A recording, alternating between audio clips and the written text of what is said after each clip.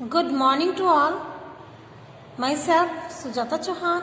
Today I will teach you English garden book. So all of you take out your this book and sharp your pencil to underline the difficult words and write the word meaning also. And open your chapter The Cherry Tree, written by Ruskin Bond. Have you ever planted a tree? Planting a fruit tree has many advantages. Discuss the advantages in class. क्या आपने कोई पेड़ लगाया है? अगर नहीं लगाया है तो बच्चों फ्रूट ट्री आप लगाइए, उगाइए उसको। फ्रूट ट्री से आपको बहुत सारे एडवांटेजेस होते हैं। और जैसे कि आप आजकल स्कूल नहीं आ रहे हैं तो आप अपने फ्रेंड्स के साथ, फैमिली के साथ में डिस्कस कर सकते हैं फ्रूट ट्री के advantages. Okay, so let's start the cherry tree chapter and read with me, follow me. One day when Rakesh was 6, he walked from Masuri Bazaar eating cherries. They were a little sweet, a little sour, small bright red cherries that had come all the way from Kashmir Valley. One day, एक दिन, when Rakesh was 6, जब राकेश 6 साल का था, तब वह मसूरी बाजार घूमते हुए ईटिंग चेरीज खाते हुए आया। मसूरी बाजार से घूमते हुए चेरीज खाते हुए आया। दे वर अ लिटिल स्वीट, वे कैसे थे? चेरीज कैसे थे? कुछ स्वीट थे, लिटिल सॉर कुछ खट्टे थे, स्मॉल ब्राइट रेड चेरीज छोटे छोटे थे और ब्राइट रेड चेरीज थे। That had come all the way from Kashmir valley, जो लाए गए थे कश्मीर की वैली से, कश्मीर की घाटी से जिन्हें लाया गया था। Here in the Himalayan foothills of northern India where Rakesh lived, there were not many fruit trees. The soil was stony and dry. Cold winds stunted the growth of most plants. But on the more sheltered slopes, there were forests of oak and deodar. Here in the Himalayan foothills of northern India, यहाँ उत्तर Bharat, northern India यानी उत्तर भारत की हिमालय की तलहटी है। Foothills यानी तलहटी, हिमालय पर्वत जो हमारा नॉर्थर्न इंडिया में हिमालय पर्वत है उसकी तलहटी में है। वेयर राकेश लिव्ड, जहाँ पर राकेश रहता है। There were not many fruits, वहाँ पर बहुत सारे फ्रूट्स नहीं होते हैं, यानी वहाँ पर बहुत सारे फ्रूट्स ट्री नहीं होते हैं। The soil was stony and dry, cold wind stunted the growth of most plants. वहाँ की सॉइल कैसी है? बहुत ज़्यादा स्टोनी है, पथरीली है। और वहाँ की हवा कैसी है? बहुत ज़्यादा ठंडी और सूखी हवा है। ठीक है। And stunted the growth of most plants, so वहाँ पर जो प्लांट्स होते हैं वे स्टंटेड यानी छोटे कद के प्लांट्स होते हैं। बहुत ज़्यादा वहाँ लंबे लंबे प्लांट्स नहीं होते हैं, बहुत ज़्यादा लंबे लंबे ट्री नहीं होते हैं। Because there were soil stony and dry cold wind. But on the more sheltered slopes there were forests of oak and देवदार, वहाँ ज़्यादातर ओक और देवदार के पेड़ ही पाए जाते हैं क्योंकि वहाँ बहुत ज़्यादा बर्फ भी पड़ती है। Okay, Rakesh lived with his grandpa on the outskirts of Mussoorie, just where the forest began. Grandpa was a retired forest ranger. He had a little cottage outside the town. Rakesh lived with his grandpa on the outskirts of Mussoorie. Outskirts सरहद। राकेश अपने grandpa यानी दादाजी के साथ में मसूरी की सरहद पर रहता है या रहा। Just where the forest begin, जहाँ से बिल्कुल वहीं से फॉरेस्ट बिगिन हो जाते हैं, फॉरेस्ट शुरू हो जाते हैं। Grandpa was a retired forest ranger officer. Grandpa एक रिटायर्ड फॉरेस्ट ऑफिसर थे. He had a little cottage outside the town. उनकी टाउन के बाहर की तरफ एक यानी उनका एक छोटा सा कॉटेज है, छोटी सी हट है कस्बे के बाहर की तरफ. ठीक है.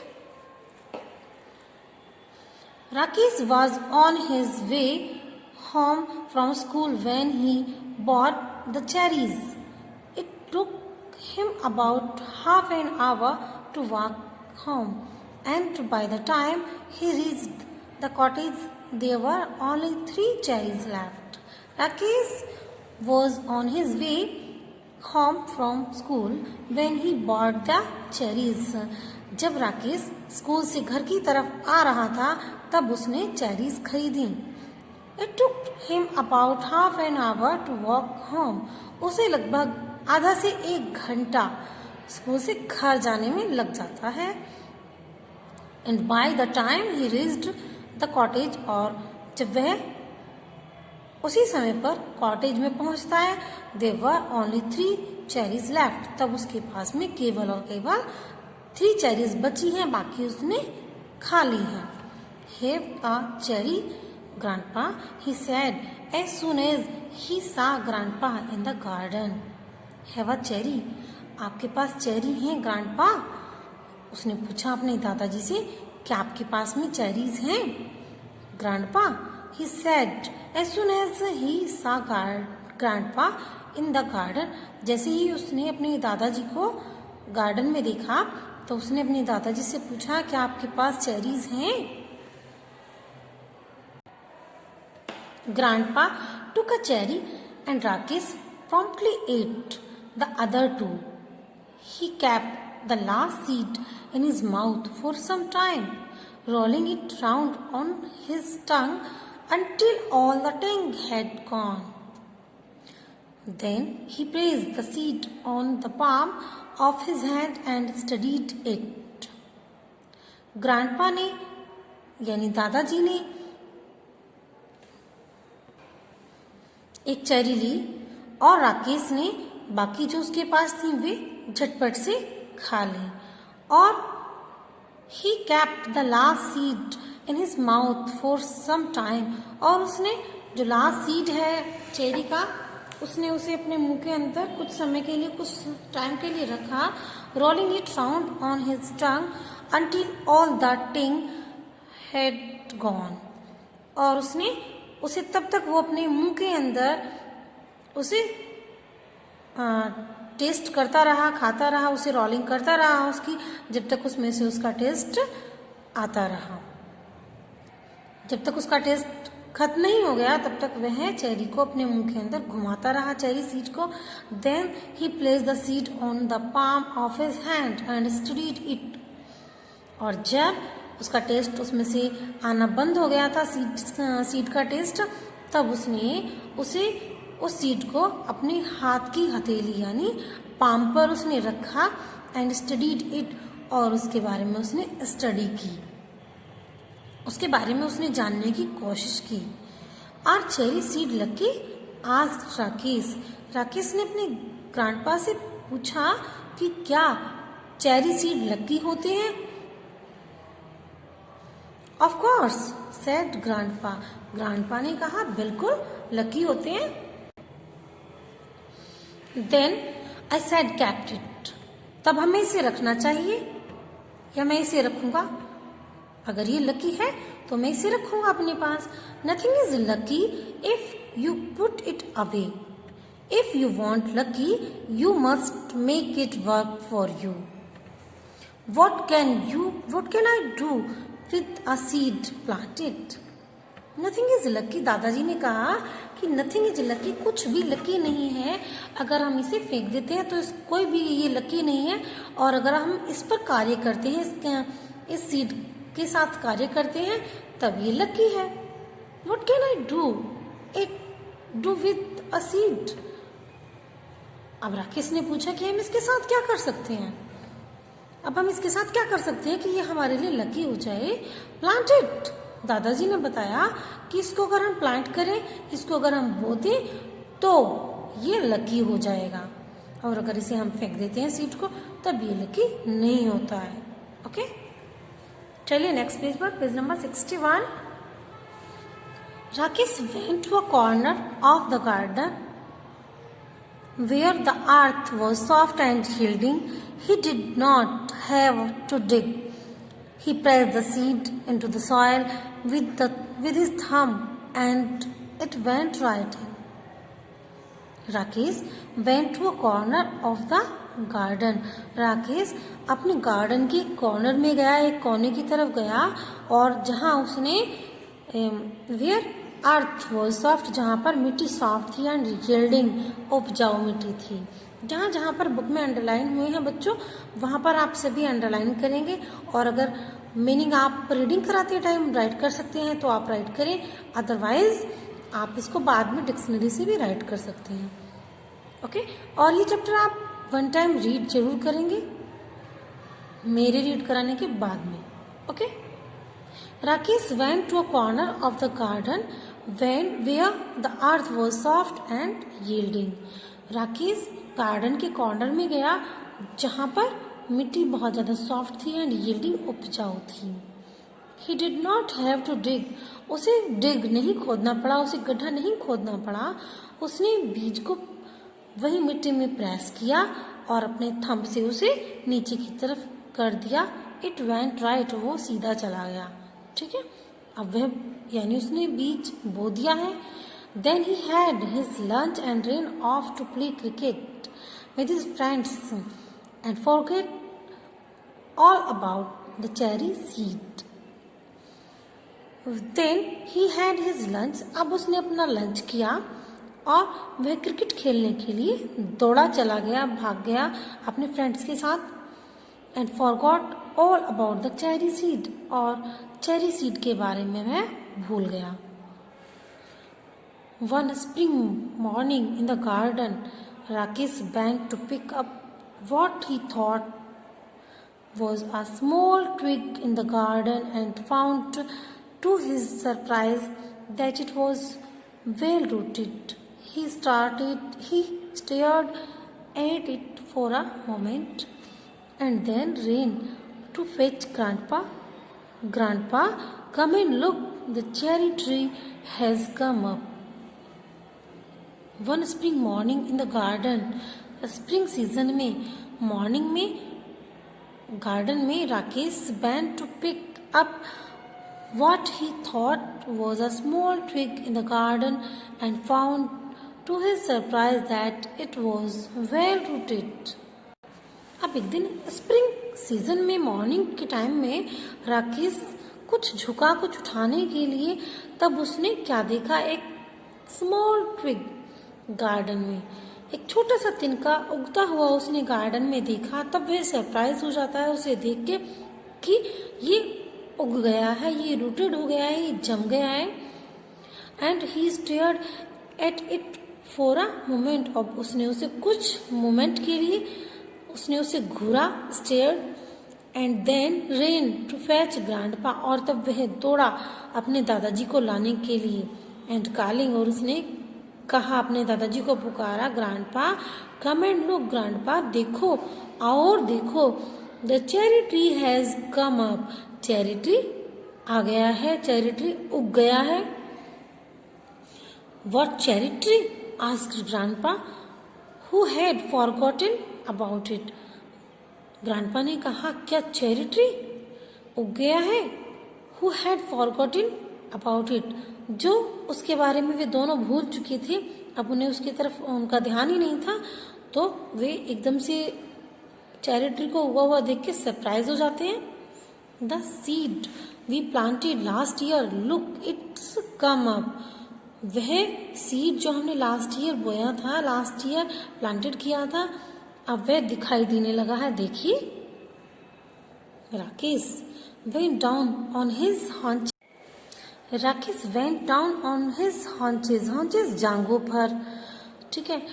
तो वह Rakesh went down on his haunches while grandpa bent मुड़ जाती हैं, almost डबल होके लगभग वे झुक जाती हैं, and peered down at the cherry tree, और peered झांकते हैं, peered means झांकना, peered down at a cherry tree, वे छोटे सी टिनी चेरी ट्री की तरफ देखते हैं, झांकते हैं. It was about 4 inches high. अब यह लगभग 4 इंच लंबा हो चुका था. Yes, it's a cherry tree, said Grandpa. You should water it now and then. अब Grandpa कहते हैं कि yes, ये चेरी ट्री है, it's a cherry tree, and you should give water time to time. अब तुम्हें इसको वाटर देते रहना चाहिए. Rakesh ran indoors and came back with a bucket of water. Rakesh दौड़ता हुआ जाता है घर के अंदर और वहां से एक बाल्टी भर के, एक बकेट भर के वाटर लेके आता है. Don't drawn it, said grandpa. अब ग्रैंडपा कहते हैं कि आपको इसे ऐसे नहीं देना है वाटर ताकि ये डूब जाए, बल्कि क्या करना है. Rakesh gave it a sprinkling and circled it with pebbles. अब राकेश क्या करता है, राकेश इसको स्प्रिंकलिंग करता है चेरी ट्री को, यानी उस पर छिड़काव करता है वाटर का थोड़ा थोड़ा, और सर्कल करता है वह पेबल्स से. What are the pebbles for? asked grandpa. Grandpa पूछते हैं कि ये पेबल्स किस लिए आप लगा रहे हैं, ये पत्थर इस पेड़ के आसपास, इस प्लांट के आसपास आप क्यों लगा रहे हैं. For privacy, said Rakesh. Rakesh ने कहा कि मैं इसे for privacy, said Rakesh. Rakesh ने कहा जिससे ये प्राइवेट रहे. ठीक है. Rakesh gave it a sprinkling and circle it with pebbles. Rakesh pebbles के साथ में पत्थरों से इसको, इसके प्लांट के चारों तरफ सर्कल कर देता है और वाटर इसको देता है स्प्रिंकलिंग करके, यानी उसे हल्का हल्का वो पानी डालता है प्लांट के ऊपर और फिर पत्थरों से उसे सर्कल से ढक देता है. What are the pebbles for? asked grandpa. Grandpa कहती हैं कि ये पेबल्स किस लिए हैं, क्या होगा इनका. तो राकेश बताता है कि ये प्राइवेसी के लिए हैं, ताकि ये चेरी ट्री प्राइवेट रहे, प्राइवेसी मिले इसको. He looked at the tree every morning, but it did not seem to be growing, so he stopped looking at it, except once in a while, quickly out of the corner of his eyes. And after a week or two, when he allowed himself to look at it properly, he found that it had grown at least an inch. He looked at the tree every morning. अब Rakesh daily every morning tree को देखता है, लेकिन उसे उसमें कोई growth दिखाई नहीं देती है, वह उसे नहीं दिखाई देता है कि ये ग्रोइंग कर रहा है. सो उसने इसे डेली देखना बंद कर दिया है. बस एक दिन वह उसे देखता है, मतलब दूर से उसे देख लेता है कि गार्डन में ये प्लांट उग रहा है, ठीक है. और अब वह लगभग 1 वीक में 2 वीक में उसको देखने के लिए चला जाता है. अब जब इसे 1 वीक में 2 वीक में जाता है तो उसे वो फिर अच्छे से देखता है, प्रॉपरली देखता है, और उसे फिर वह थोड़ा सा 1 इंच, ½ इंच, एटलीस्ट इंच में वो उसे दिखाई देता है बढ़ता हुआ. इसलिए उसने डेली देखना उसे बंद कर दिया है. अब उसे वह 1 वीक में और 2 वीक में ही देखता है. Okay. That year the monsoon rains come early and Rakesh plodded to and from school in raincoat and gumboot. Fern spring from the trunks of trees. Strange looking lilies came up in the long grass, and even when it was not raining, the tree dripped and mist came curling up the valley. The cherry tree grew quickly in this season. That year the monsoon rains came early, इस साल monsoon जल्दी आ गया है, बारिश जल्दी आ गई है। Rakesh plodded to and from school in the raincoat and gum boots. Rakesh काफ़ी परिश्रम किया है राकेश ने स्कूल से घर तक आने के लिए, क्योंकि अब उसने रेन कोट और गम बूट यूज़ करने शुरू कर दिए हैं। Fern sprang from the trunk of the tree. Strange-looking lilies came up in the long grass, and even when it was not raining, the trees dripped, and mist came curling on the valley. और क्या हो रहा है? Lilies grass में से निकल के आ रही हैं, अजीब लिलीज दिखाई दे रही हैं, स्ट्रेंज लिलीज दिखाई दे रही हैं, घास में से निकल के आ रहे हैं सुंदर सुंदर फूल। और बारिश नहीं हो रही है, फिर भी क्या है, पेड़ों से ओस की बूंदें टपक रही हैं। और mist came curling up the valley, mist यानी धुंध, वैली में धुंध दिखाई दे रही है। The cherry grew quickly in this season, और चेरी इस सीजन में बहुत तेजी से ग्रो कर रही है। It was about 2 feet high when a goat entered in the garden and ate all the leaves. Only the main stem and 2 thin branches remained. Oh, ये क्या हुआ? It was about 2 feet high. अभी वह केवल 2 feet ऊंचा ही हुआ था cherry tree कि एक गॉट आती है गार्डन में और उसे उसकी पत्तियों को खा जाती है चेरी ट्री की। ओनली द मेन स्टेम, केवल वह मेन स्टेम जो पेड़ का मेन तना है उसे और उसकी 2 thin branches ही रह जाती हैं। Never mind said grandpa seeing that Rakesh was upset. अब जब ग्रैंडपा ने राकेश को अपसेट देखा तो राकेश को अपसेट देखकर ग्रैंडपा कहते हैं कि नेवर माइंड, कोई बात नहीं, इट विल ग्रो अगेन, यह दोबारा उग जाएगा। Cherry tree are tough, cherry tree tough होता है, यह ऐसे ही नहीं नष्ट हो जाएगा, ये फिर से उग जाएगा। ठीक है, नेवर माइंड, दादाजी कहते हैं, ग्रैंडपा सेड नेवर माइंड, कोई बात नहीं। Seeing that Rakesh was upset, जब वो राकेश को अपसेट देखते हैं तो वे कहते हैं कोई बात नहीं, इट विल ग्रो अगेन, यह फिर से उगेगा। Cherry tree are tough, cherry trees are tough, cherry trees tough होती हैं, ये आसानी से नहीं नष्ट होने का है, ये फिर से उग जाएगा। Towards the end of the rainy season new leaves appeared on the tree. Then a runaway cart rumbled down the hill and snapped the young tree in half. When Grandpa saw what had toward the end of the rainy season, अब rainy season के last तक क्या होता है कि जो cherry tree है उसमें फिर से लीव्स दिखाई देने लगती हैं। और and then a runaway cart rumbled down the hill and snapped the young tree in half. अब क्या होता है, एक कार्ट आती है, दौड़ते हुए कार्ट आती है और वह down the hill, rumble down the hill, hill के नीचे से वह निकल जाती है उसको, एंड वह गड़गड़ाते हुए निकलती है, रंबल गड़गड़ाना, गड़गड़ाते हुए वह निकल जाती है। And snap the young tree in half, और वह यंग ट्री को हाफ काटते हुए निकल जाती है। स्नैप्ड यानी काटते हुए, काटना, स्नैप्ड मीन्स काटना। The young tree in half, वह यंग ट्री को हाफ में ही काट देती है। व्हेन ग्रैंडपा सा, अब जब ग्रैंडपा इसे देखते हैं, देन What had happened? ये क्या हो गया? He went after the cart owner and scolded him.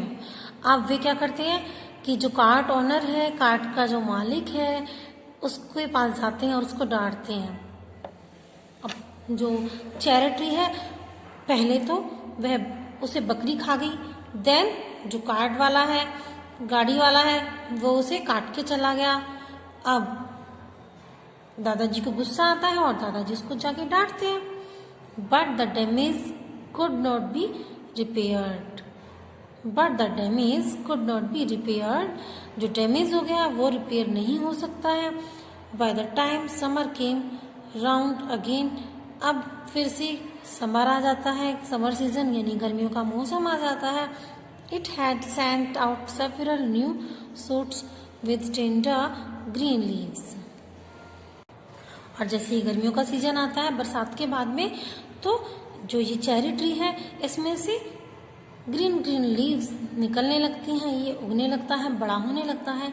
As time passed Rakesh grow taller too, और जैसे जैसे समय बीतता जाता है राकेश भी लंबा होने लगता है। ही वॉज 8 नाउ, अब वह 8 years का हो गया है। A sturdy boy and curly black hair and deep black eyes, blackberries grandpa called them. A sturdy boy, sturdy means तगड़ा बॉय हो गया है वह, विद कर्ली ब्लैक हेयर, उसके ब्लैक हेयर्स के साथ में, एंड डीप ब्लैक आईज, और गहरी ब्लैक आईज के साथ में। सो उसे ग्रैंडपा, उसे ब्लैक बेरीज कहते हैं। क्या कहते हैं, क्या नाम निकाला है दादाजी ने उसका, ब्लैक बेरीज। ओके बच्चों, चलो आज के लिए इतना ही, मिलते हैं नेक्स्ट क्लास में। आज हम यहीं तक पढ़ेंगे। Okay, bye bye.